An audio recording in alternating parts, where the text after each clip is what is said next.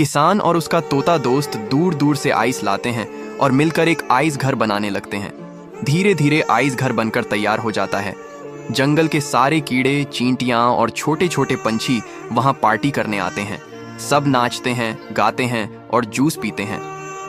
थोड़ी देर बाद किसान और तोता सबको अपनी आइस बस में बैठाकर उनके घर छोड़ने चले जाते हैं। तभी एक हरामी सांप आता है और घर को झालाकर पिघला देता है।